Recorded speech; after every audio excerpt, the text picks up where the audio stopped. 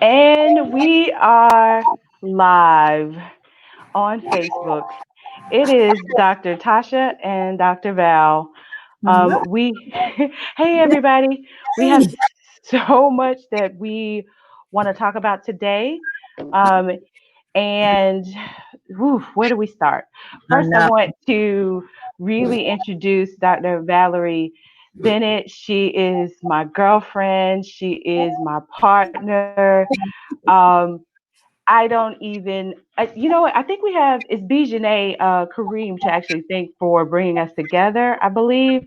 Yes, yes, BK. Yeah, she's awesome. She's so She awesome. she doesn't even know what she's done. She does not even know what she has done to bring us together. I feel like I've known you forever. I feel the same way. I tell you, we have such kindred hearts on so many levels, really. Yeah, so let's just begin. So why are we here on Facebook Live? I don't know about you, Dr. Val, but this is my very first Facebook Live. All right. Well, you're So, doing, hey, we're doing this together. that's right. So why are we here? What are we talking about? So so many people who know me and then know Dr. Val knows that we are both we're both Black women, but we're both Black women in STEM. We have a combined knowledge of what it means to be a Black woman in STEM. We've worked in the STEM space. We're both engineers. We have whole experiences that probably could take up an entire episode by themselves. True. That we and then we kind of morphed ourselves into educators, or that was in us to do to begin with, and we followed that path, and now that has led us to a place of entrepreneurship that has us using our experiences as Black women in STEM to forward that cause. Yes. So, I'm going to be quiet and I'm going to let Dr. Val tell us a little bit about herself, and then I'll tell a little bit about myself. Yes. So, first of all, thank you so much, Dr. Tasha. I can just with my heart, just reiterate how blessed and thankful I am that we have connected and we can just really have a even bigger impact on the community, on young people, young Black women, to just encourage them and let them know the real deal about being in STEM. We kind of just say it how it is, right? So, Yeah. just yeah, so just a little bit about who I am. Native Atlantan. Started my career in STEM. Graduated from Vanderbilt, Georgia Tech in mechanical engineering. Got my PhD from Georgia Tech in the area of mechanics of materials. Worked in industry for a few years. Loved that experience. Then got into education. Taught at Morehouse in physics and worked with the dual degree engineering students, provided leadership there, and then went on to Westminster where worked with taught physics. Helped to start the robotics program there with some wonderful women leaders as well. And then just began to really look at how I can have an even bigger impact. So we started STEM Compass, where our mission is to navigate, motivate, and educate underrepresented groups in the areas of STEM careers and entrepreneurship. So we are here. Catch us on our Facebook and all social media outlets to see what we've been doing. But we are going to talk about something very specific today, which is just so important. So thank you again, Dr. Tasha, for having Man. us. Awesome. So isn't she fabulous? Like, I feel like we should just be like, yes. Anyway, um, but here's the thing. And our backgrounds are very similar. I graduated from, well, what is now Kennesaw State with a degree in mechanical engineering. Was a mechanical engineer for 10 years, doing everything from designing train car parts to designing HVAC systems in and Mhm. through the Georgia, Atlanta, metropolitan Atlanta area. before moving on to education. I have an MBA with a specialization in marketing and design, and my doctorate of education is in educational leadership, because that's where I went next after I left engineering. For me, education has always been the answer. So I said, if I'm going to try to be a part of the solution, I have to educate myself about it. I already had a master's degree, so I was like, well, what's next? So, so for me, it was going back to get a doctorate in education, because I just knew that I just knew that I had to know what it is I didn't know in order for me to try to help solve the problem. So that's been the answer for me. And then I taught for a couple of years. I taught mathematics, which I loved. Then I went to Georgia Piedmont Technical College for a summer job, and I literally never left. So I was there for 13 years, in various capacities, always doing work in and around STEM and trying to help minority students crack the code, pretty much, Mm-hmm. and get into STEM. And then a couple of years ago, I left to start Smart STEM. And what we do, our mission is very similar. We focus mainly on minority girls, but um, we're talking about minority students in general. We are making sure that any programs, activities, or curriculum that are developed are culturally relevant. They have culturally relevant pedagogy, and that they are providing them with just the opportunity to explore and to know that they can do, because our kids don't always get that opportunity. So that's my sole focus in doing what I do. Absolutely fantastic. So, So so fantastic. so Yeah. now we we need to talk about what is happening right now. So there are two major big things going on. We are in the middle of a global pandemic. COVID-19 has hit. It has hit us really hard, for a myriad of reasons. Um, and we are also, the United States anyway, is in the midst of, some people call it civil unrest. I think it's more Mhm. civil discord, where we are in the process of a reawakening to issues that have long been issues in the United States. So Um, true. and in regard to racism, discrimination, I can't speak it. Presidents. Yep. Yes, Yep. and it's in all areas. So I know there's been a lot of focus on it being in the police or policing in America, but let's talk about education. This is our space, and we Yeah. can talk about STEM. We could also talk about STEM, the business of STEM, and we can bring it. We have stories. We Mhm. have Very whole true. stories. Hmm. So I figured I would get my friend on. Experienced it. We know it. We know this story, and so to try to talk about not just the problems, but I know Dr. Val is like me. We're more like, we see the problem, we know what the problems are. So let's talk about ways that we can fix the problem. Right, right. That's a great introduction to what we want to talk about today. We can talk about COVID. I'm not sure which area you want to talk about first, but just the things we need to understand about the health space that we're in, understanding about what this pandemic means in terms of education moving forward, on all levels, right? We have just the school system proper, K through 12, that environment. Then we have the colleges, and then we have the homeschool environment, because that's how we kind of reverted back now. Everyone's homeschooling, and there are still some issues and things we need to be aware of in that space as well. Yeah, I actually really agree with that. And a lot of people, have the one of the good things that have come out of this, I think, in a real sense, is that I think people now have much more respect for teachers than they did Mm-hmm. before, because I think teachers have long been the unsung heroes of our children's lives. And Right. as a teacher, so I've been on both sides of this. So as a teacher, you know how underappreciated you are because you know the amount of work you do and how much you put into these kids every day.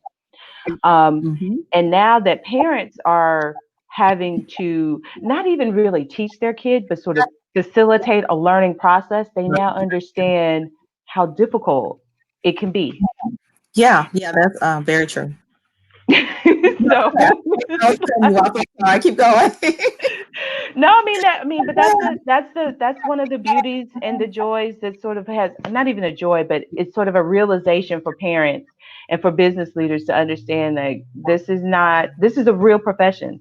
This is a It, calling in a real sense. Like you can't, most people, there's that old saying that says, if you can't, then you teach or something like that. I don't even know I can't remember.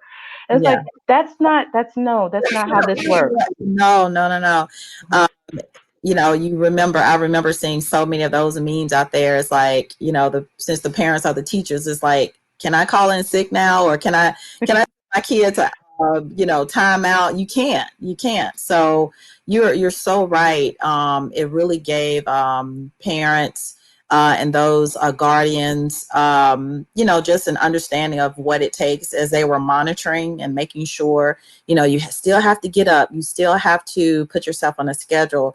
You have to turn in the assignment. You have to do it on time. So in terms of, you're right, in terms of others kind of understanding our world, the motivation of the student when they are tired, Yeah. when they don't do, or, when they don't understand something. So, I've been on both sides as well. Again, another area of synergy, the teacher aspect, doing the e-learning and trying to make sure students are engaged, to kind of monitoring and making sure, our students, are completing what they need to do. Yeah.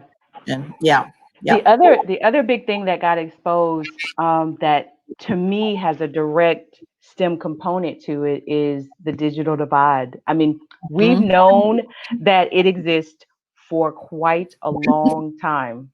This is not new, yeah, but yeah, it was exacerbated by COVID-19, by yeah, having to go home, had to make sure that everyone had internet access, but also that they had a device or some kind of way to be connected with their class or classes. yeah. And we have seen, and we already knew that this was an issue. Hmm. So I am real curious as to what your take on that is. Well, it really exposed it, as you said so eloquently. Yes, the digital divide is real, and it was incumbent upon administrators and those who have the resources or who could funnel and channel the resources to get these devices to students, not just on the K through 12 level. It is also very true for college students. Hmm. um, did not have access because they would use the computer labs on campus. That's what that technology fee is for. Yep. That for. So they were relying on the campus to provide those resources. And then you're right, when they get home, we don't have Wi-Fi, and a lot of Hmm. students are using their phones as their computer. And of course, that's very limiting. But that's all they had. I know I had a few students who that was their situation. And what if you had multiple siblings? Everyone can't use the same computer for the same synchronous um, session for your class. So we had duplicity issues, we had access issues, and we had the support issues. So we are grateful. I remember hearing a lot with certain companies who were offering free Wi-Fi. That was absolutely important.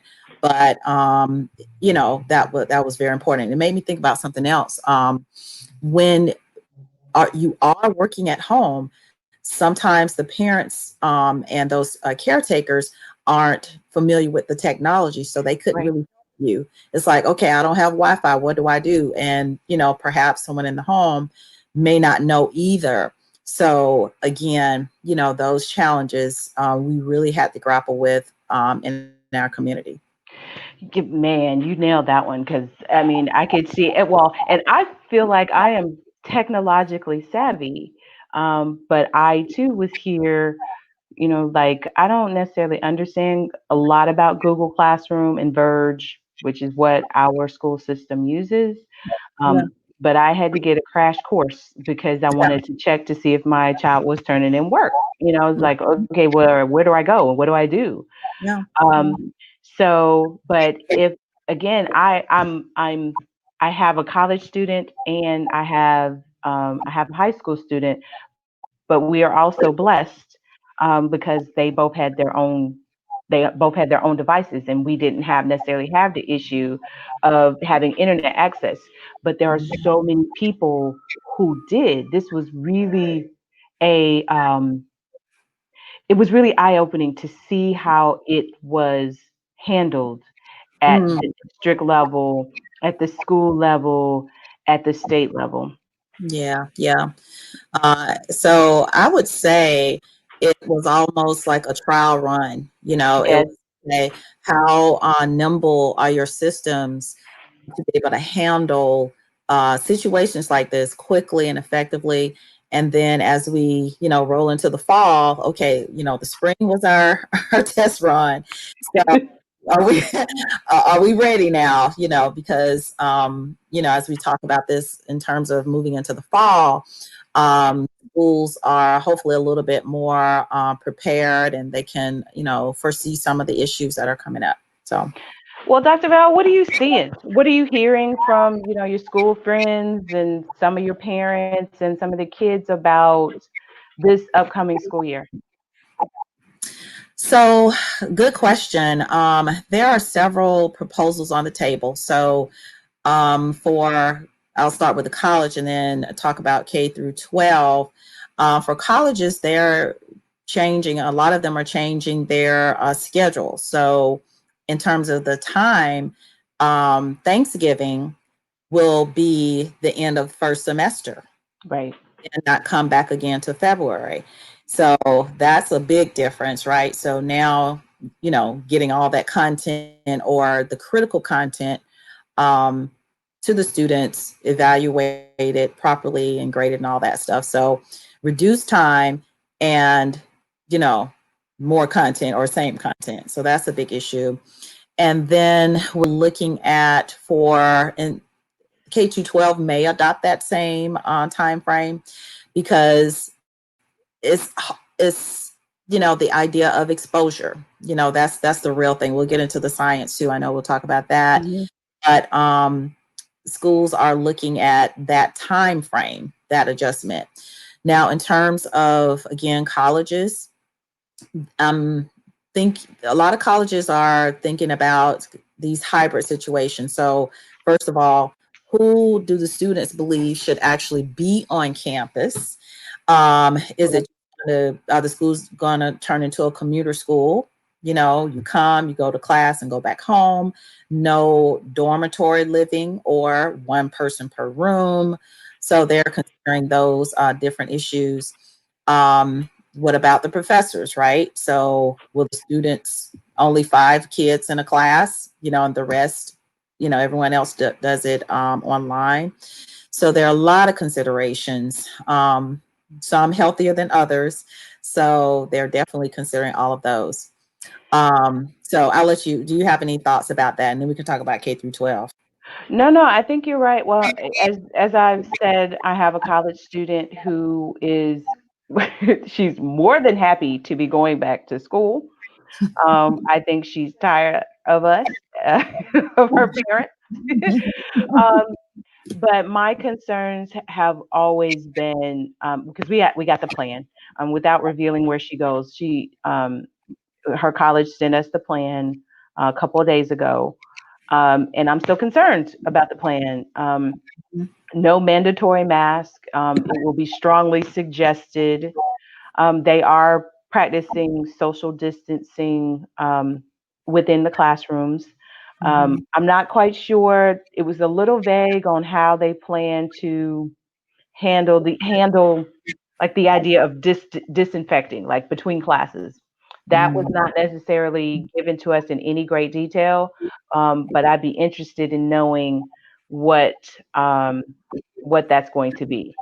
Now, they did say that it depended upon what dorm you were in, how many people were going to be in your room. Because they're some of the newer dorms, they have their own class, they have their own rooms, Mm-hmm. and they would only be sharing a bathroom. And they have some common spaces like the kitchen and the living room, Yeah. um, but you have a space that is your own. So I wasn't too concerned about those things, and considering that she was going to be in a room with just one other person, I'm like, okay, and we know this person, Okay. so she's rooming with a friend. So it's like, Okay. okay, so I'm good there, but it's just sort of like how, when you go to the broader campus and there's 30,000 students, like Wow. how in the world? Right. Right. A real concern. And, that brings it back to now the science that we have to consider is like the CDC has put out very strong guidelines for how we are to, how we're to be in this new space. And many of us are, many people are just taking it for granted and like, oh, I'm not sick. Oh, I don't feel bad. I'm not within the at risk group. So, Right. I can just do whatever I want to do. And we know, of course, the danger of that. And um, we just really have to reconsider, okay, what's the science behind this? What does the science tell us? Are you going to believe the science? Are you going to, and I hate it so much because people are always like, oh, I hated science. And then that trickles into what the kids hear, what the parents Right. are, which is a whole nother discussion, which I really Right. get into one day. But it's like, I don't believe the science again. So it's this whole kind of stigma in our society too about how we view what science is, what it can do for us. Are people working on the problem? Do we believe what they say? And then we have, Yeah. people in power who don't even consider what their own scientific arm is telling them what to do. So, Correct. yeah, because I can keep going. Yeah, no, I think you're right. And I think as it relates to our kids at any level, um, we have to, I guess, is a little strong, but for me it's a have to. I have to err on the side of caution. Um, because not only am I my kid's keeper, but the way this virus works is it's not, he or she may not be sick. It doesn't mean that they don't carry it and that Mhm. they couldn't spread it to someone else. So, am I my brother's keeper? Yes. Yes, I I am. am. That's right. That's Yeah. right. Um, and my prayer and hope is that leaders, we as leaders, and those in those positions, will not succumb to some of the other pressures that we or the society is imposing on these systems. For instance, one of the big things that kids really appreciate about going to school is that social aspect, seeing Mhm. and talking, just the whole interaction, going out with their friends. I mean, that's a big thing, and it's tough to say, no, you can't do that. It's tough to continue to say that. I mean, we've been kind of in that mode for several, not kind of, but in that mode for several months. Yeah.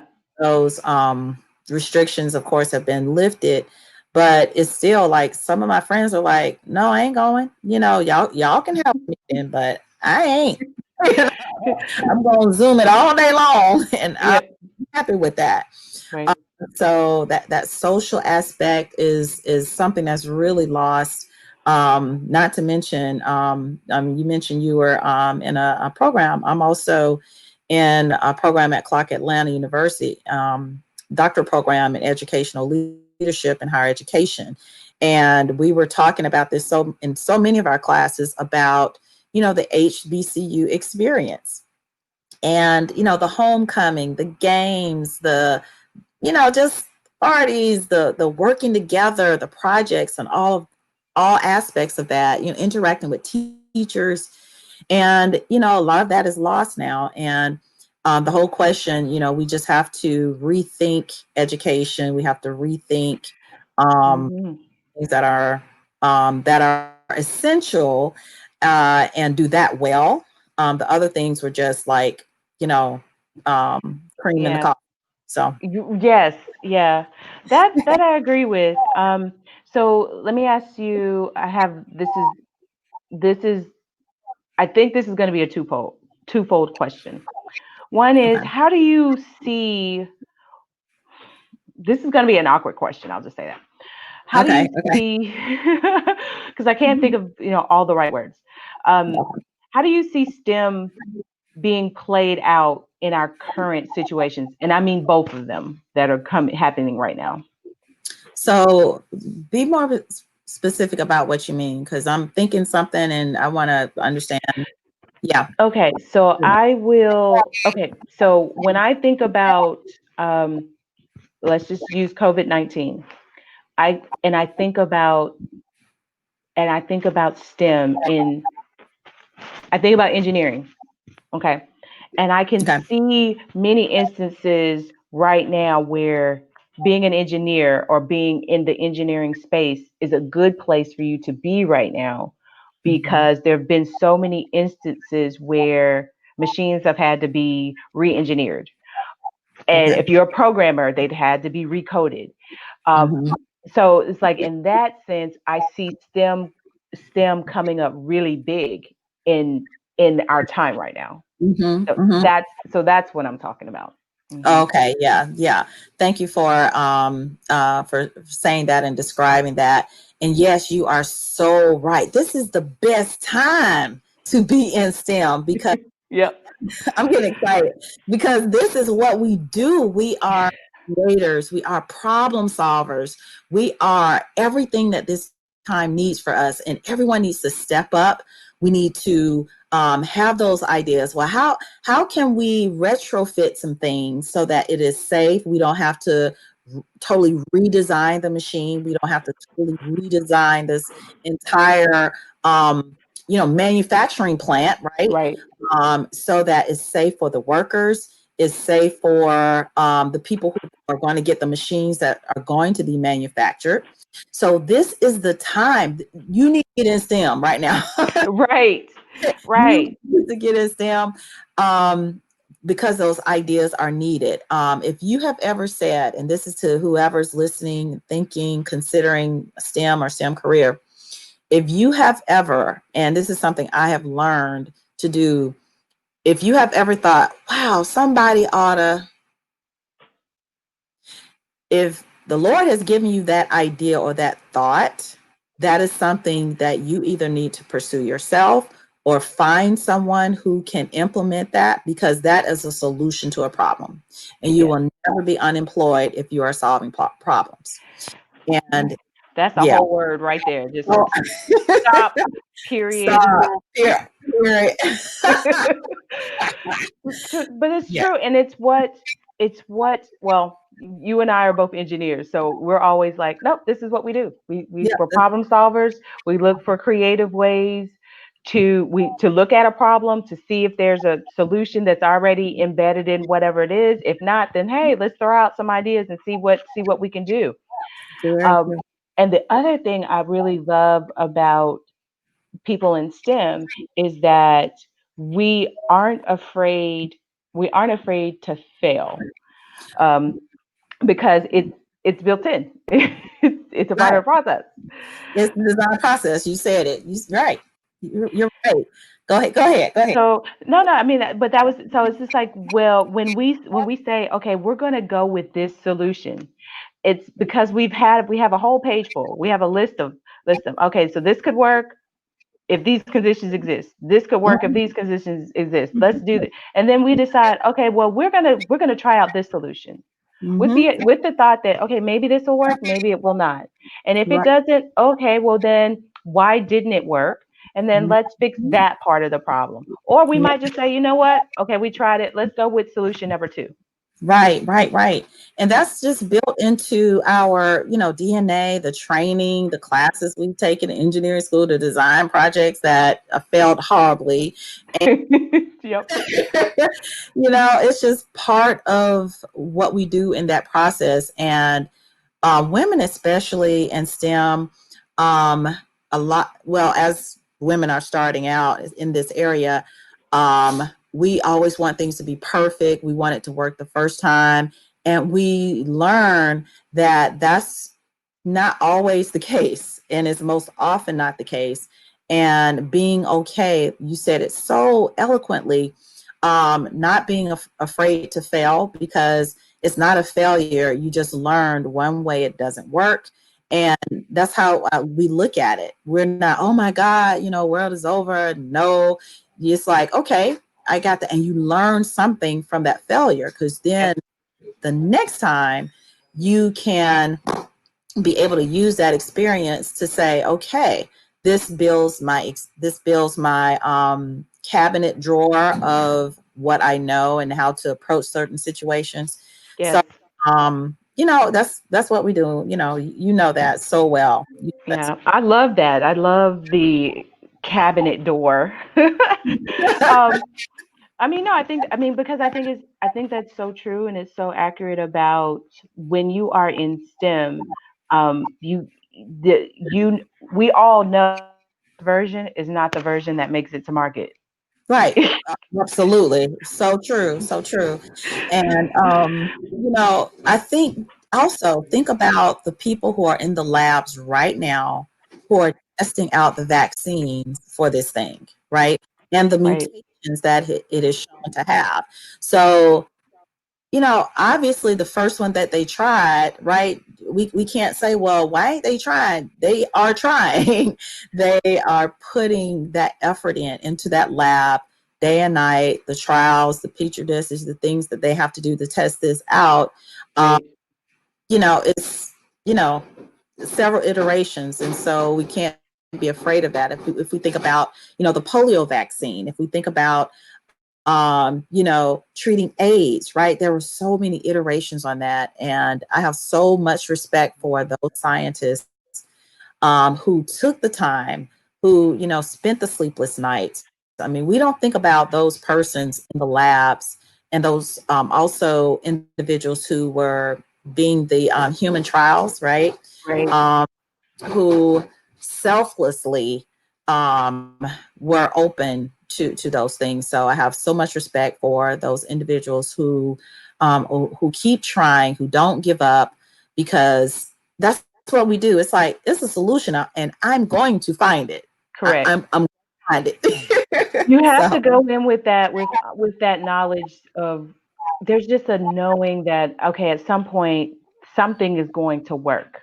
There's going to be I'm going to see some promise of something that I can mhm, use that'll keep me pushing, yes.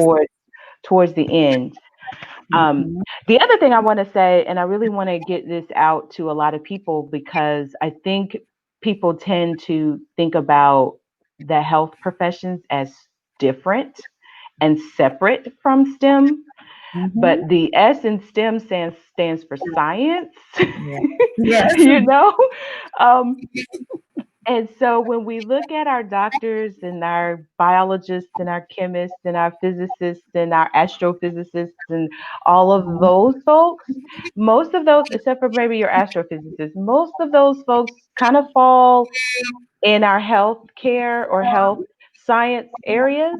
Mhm, Those people are STEM folks. They're yeah. our people. We're Yeah. their people. We go together. Right, right. We're all part of the same family with lots of arms. Yes, we go together. And I think Mhm, people tend to forget that. So I'm looking at doctors who are out there and like as you said it, some of our lab researchers or people who are in there every day trying to find a vaccine for this thing. mhm. They're they're STEM folks. They are. Um, and that's another way that STEM has showed up so huge. It's just Mhm, we haven't seen STEM be front and center like this, Right. in so many different ways. And so I'm really, this is a really good place to be if you have an interest in STEM, you thinking about STEM, you kind of sort of, I don't know, I'm on the fence about STEM. Don't be Yeah. on the fence. Yes, we need you. We need your ideas. We need your creativity. We need your persistence. You're persistent. You already know this about yourself, right? So there are a lot of ideas that you've had. There are a lot of things that you've already come up with that could and can have a huge impact on society. So, don't hold back. We need your ideas. We need your stick to itiveness. We need all that. Okay. We do. Yeah. Okay, so so let's talk about our thing. Again, we are Black women engineers. Yes, we Hmm. do exist. There are two sitting here in front of you right now. This Yeah. is probably a rare moment. There, you don't get an opportunity to see two Black women engineer in the same, well, not even in the same spot, but we're together. Yeah. We together. But so tell us, hmm, if you could give us one, maybe two lessons you learned during your time as an engineer. Wow. Okay. I'm gonna keep it to two. I'm gonna keep it to two. Keep it to two. I would say two lessons. Was that the question? I'm already thinking I forgot the question. But two lessons I would say that I learned is that I had to learn how to find my voice. That's one thing that was really important. And I Mm, tell the story a lot of times because I know I'm not the only one this has happened to. So finding your voice, you like that sounds kind of like a general thing, but um, it's a matter of being very purposeful, intentional about your confidence in what you are saying in a situation. mm-hmm. And Yep. yeah, yep. And so it's like I have been in a meeting, I've been in meetings, plural, and okay, the question's on the table. What do y'all think about this? What are the ideas? I would say the answer, okay, the idea. Quiet, crickets, no words. It was like it was never said. Mm-hmm. Another person, white male typically, right, would say the exact same thing.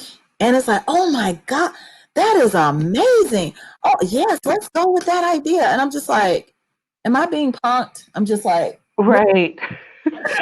Right. Right. Where's the camera? And, it's like, I thought I just said that. And so that began to really wear on my psyche about, well, am I a good engineer? Am I, really doing this thing right? And so it made me begin to question. So Mm-hmm. I had to think about how I needed to say it differently, the inflection, the voice, the tone, the volume of what I was actually saying. And then I began to see a change in how I was viewed as part of that team. So one big lesson was finding my voice and, really understanding And what that meant. listen, let me tell you that that's I a know you. huge, huge, huge. Because I don't think it's not taught anywhere. You know, Mm, it's not like you don't walk into engineering 101 and they be like, girl, find your voice. Like nobody nobody's telling you that. yeah, It is so difficult because this industry is still dominated by white males. it is. So, and whether it's unconscious or conscious, they still have a particular view of who we are and what we're supposed to be doing. I always Mm, tell people the story of how I went to a charrette. I was in a mhm. charrette with our client who just happened to be a general of a military base. I shan't say what military base I was at, Mm-hmm. But nonetheless, there I was, the mechanical engineer of record for his project. He came in the room, tall, white guy, very imposing, because he's a general, like he's okay. Mm-hmm. Um, but he came in, he threw his pad at me on his notepad, threw it at me, and was like, okay, well, take notes. And because he thought that, again, the only black person and the only woman in the room, that was what my job Mm-hmm. was to do that. And I had to let him know, sir, I'm the mechanical engineer of record for your project. Mm-hmm. And when I tell you and it took a minute, I mean, I'm not gonna even lie about it. It took a minute for me to be like, wait, like what is happening? What's going on? Yeah. But then I was like, okay, so and I can remember having this discussion with myself, like, okay, so you can be really passive in this moment, and you could just take this sheet of paper or this pad and take these notes and let this man have, and then when it's your Mhm. turn to speak up, because you are the only mechanical engineer in the room, you're going to have to speak up. Or you can take your place and be who you really are in this instant. Mm. And it took a lot. I'm not going it took a lot. So, but I literally had to say, yeah, I'm not me. I don't know who is, but Yeah. this is not me. Wow. Wow. That is a, a powerful story. And I know many STEMers, Black female STEMers, can share similar stories. So thank you so much for sharing that, because, we need, people need to know that they're not alone on this journey, that we've all kind of experienced those things, and where we've been made to feel less than, and it's not right. And we just have to continue to talk about it and support one another in that. Yeah. Yeah. What's your second lesson? Second lesson is to be yourself, be your Hmm. powerful self. And that takes practice, because I know for myself, I had to figure out who I was and know how to walk in that confidently. And it only made things easier. And what I mean by that is, like, I was blessed to have lots of role models to help me along the way. So grateful. We could be here all day with me just naming names, right? But I had to figure out who I was. What were my strengths? What were my weaknesses?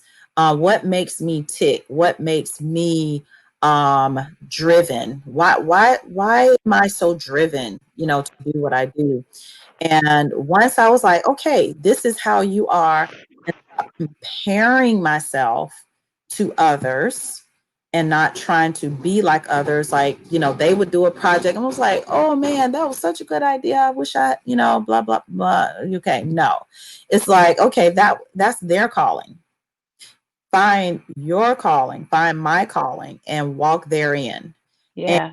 that's the other thing that is, very sustaining. And knowing the strength of my maker, um knowing where the power and confidence really comes from, it comes from him, and relying on him.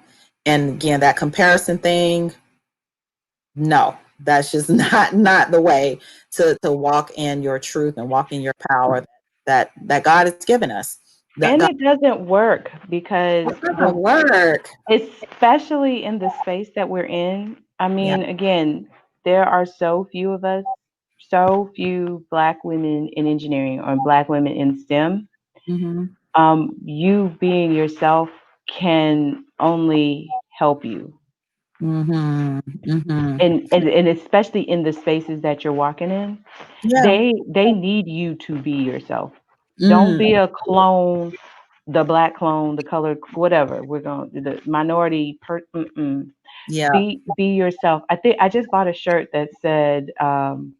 I think I saw it. I think I actually think I saw it on Facebook that said, or maybe it was Instagram that says, "Be you, they'll adjust." I love it. Yep. And I was like, "That's right." Mm-hmm. Mm-hmm. I love that. You know? I know. I mean, because it's too exhausting to try to be like someone else, and it's not authentic, and people can read through that very very quickly. Yeah, So it's too much work to to do that. We can for say for that. true.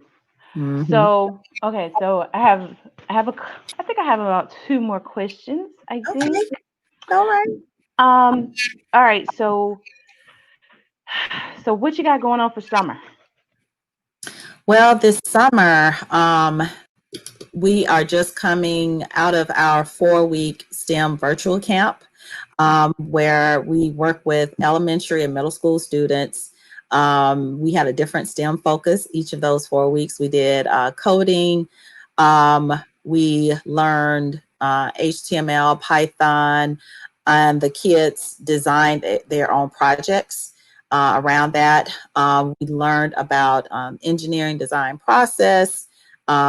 This week they're doing environmental science and understand the importance of how to connect, what we're eating and trash and sustainability and all those green issues.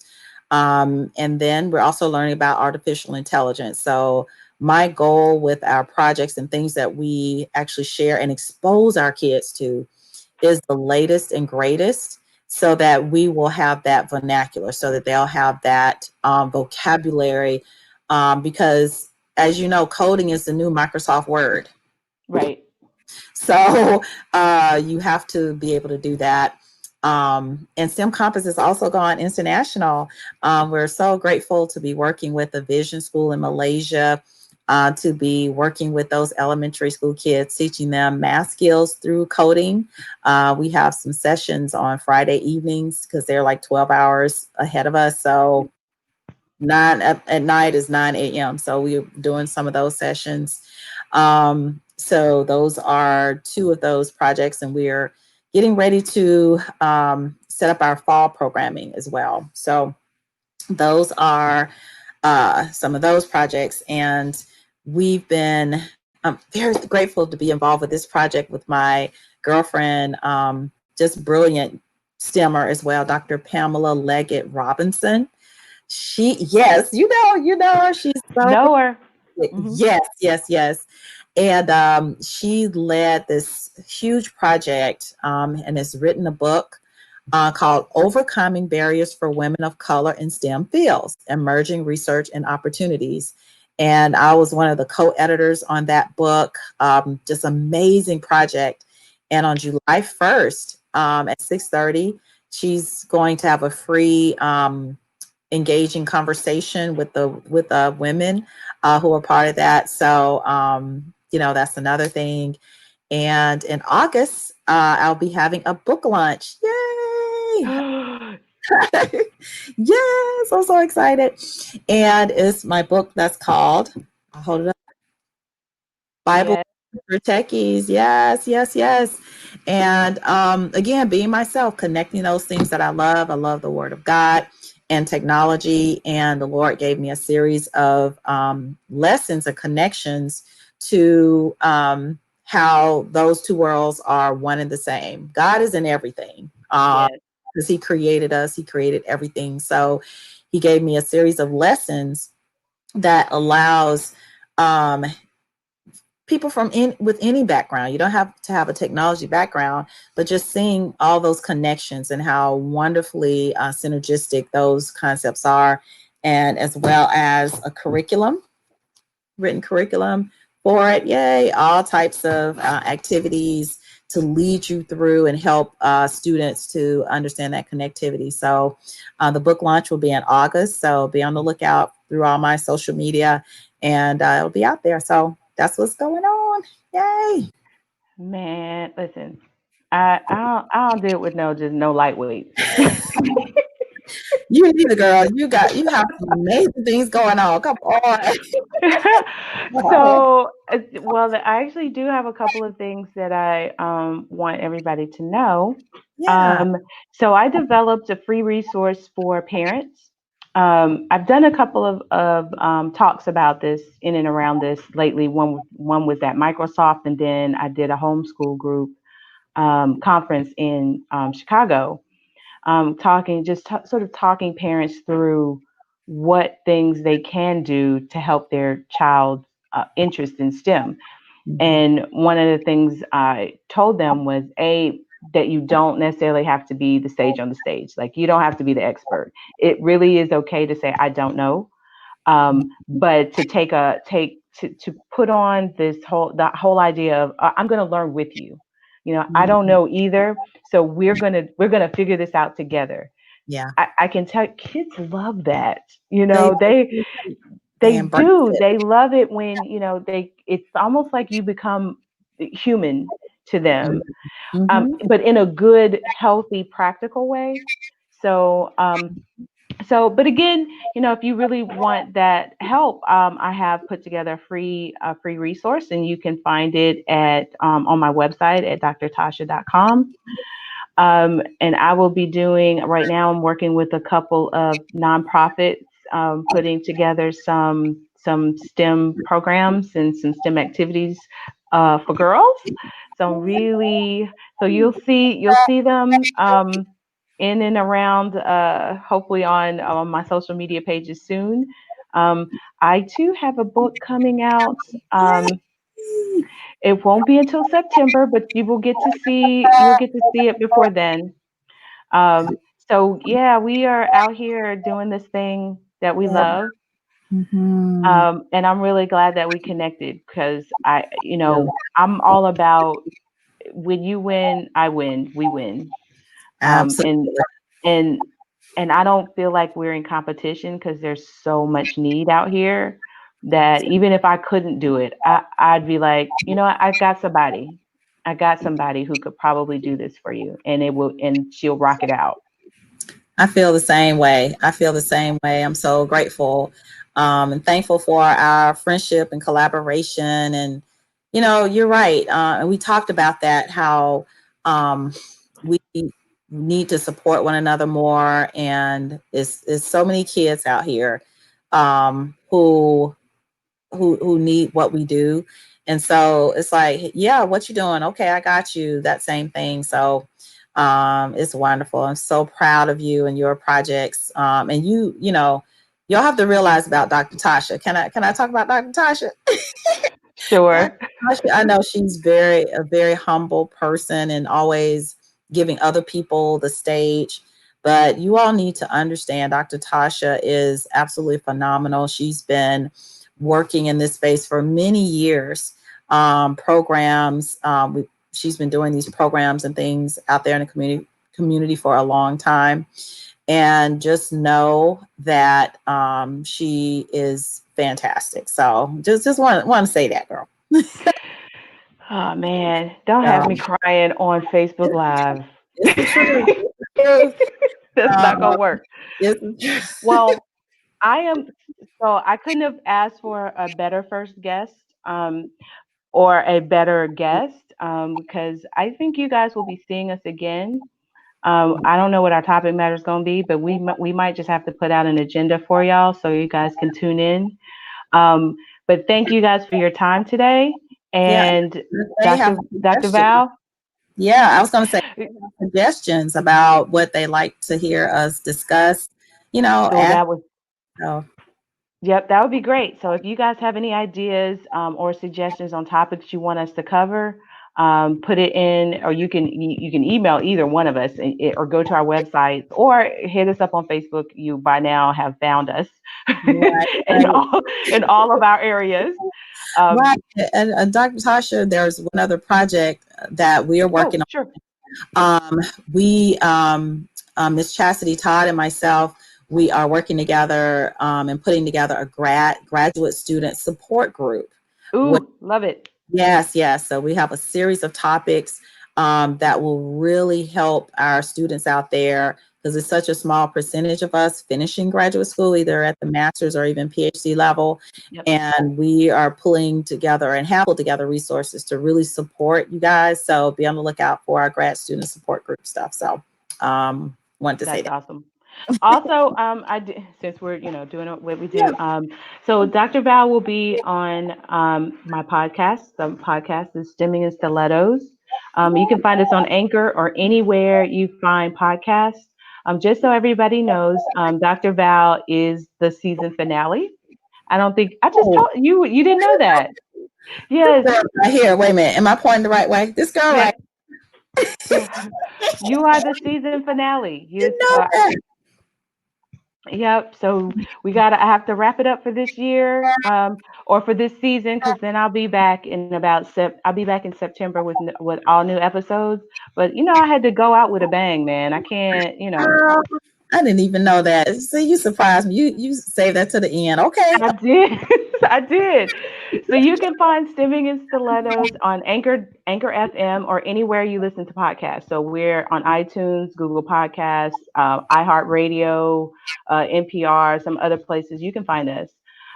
Just type in Stimming and Stilettos, all one word, and you'll be able to connect to us and listen in on all of the great women that we've had on the show. The last one being Dr. Val. So be sure to let's make this one the most listened to episode I have. So Wow. okay. I appreciate that. Thank you so much, Dr. Tasha. You're the bomb, girl. You know that. Well, all right. Well, I am really glad that you guys tuned in with us today, and I hope again that you learned some things today. And Dr. Val and I will be back. Well, we have to talk over some things, but we'll be back. I promise you. All right. Right. See you guys later. All right. Thank you.